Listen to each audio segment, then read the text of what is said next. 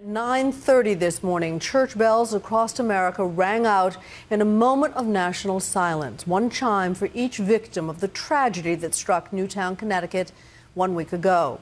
Yet even as this nation comes together to mourn, we remain deeply divided. All week, Nightline has dedicated our broadcast to examining the complex relationship between America and its guns. Tonight, the most divisive day yet. Here's my co-anchor, Terry Moran. In Newtown this morning, silence 1 week after the children screaming and the madman shooting.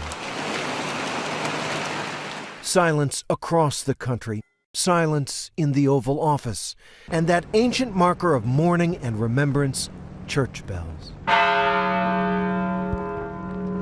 The pain is still raw, the horror still fresh. But in Washington, the debate is already beginning, and today a key voice, a powerful voice, was at last heard.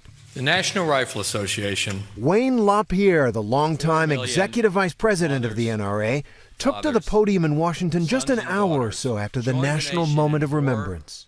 For a week, the NRA had been silent, uncharacteristically silent, as their opponents lambasted them. Today, LaPierre fired back. The only thing that stops a bad guy with a gun is a good guy with a gun.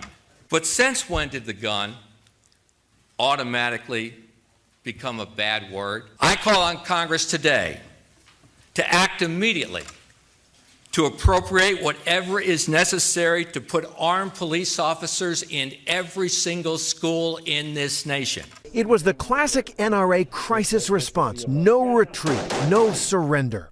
The answer to gun violence is more guns, LaPierre said, and he railed against the very notion of gun-free school zones. They tell every insane killer in America that schools are the safest place to inflict maximum mayhem with minimum risk.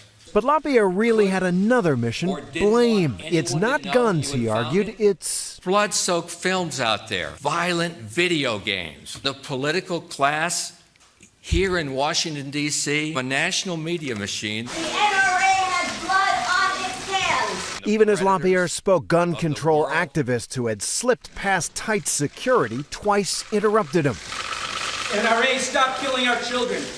And on Capitol Hill, Democrats seeking tougher gun control laws denounced his proposals. The NRA has declined to step forward as a credible and constructive partner. And there was this on the Facebook page of Mark Kelly, husband of former Congresswoman Gabby Giffords, grievously wounded in a mass shooting last year. Gabby and I are extremely disappointed. The NRA could have chosen to be a voice for the vast majority of its own members who want common sense, reasonable safeguards on deadly firearms, but instead it chose to defend extreme pro-gun positions. But the NRA's message today wasn't aimed at its critics. It was a stark reminder to its allies, politicians who need the NRA's support, toe the line. They stifle any meaningful discussion about these issues because everyone, whether you're a Democrat or Republican, you're afraid of them.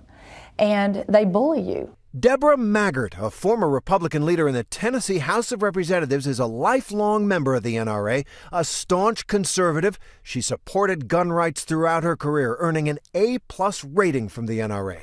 Until this year, when she opposed a bill allowing Tennesseans to carry guns in cars, even when property owners, nursing homes, daycare centers objected. Never voted against them. But the one time, we say, wait a minute, this is really not a good idea. They came after me as hard as they could. They sure did. Billboards pairing Maggart with President Obama, the kiss of death for Tennessee Republicans. Flyers, newspaper ads, internet videos. That's because while both say they support our Second Amendment rights, they've both worked against our freedoms behind closed doors. They prey on your fear. They know that most people won't have the courage to stand up to them. But Deborah Maggart did, and paid the price. She lost her primary race to her NRA-backed challenger. And that's the way the NRA has long operated, striking fear into the hearts of Republicans and Democrats alike. In this year's presidential campaign, the GOP candidates fell all over themselves to curry favor with the organization. And it is great to be with so many friends here today from the National Rifle Association.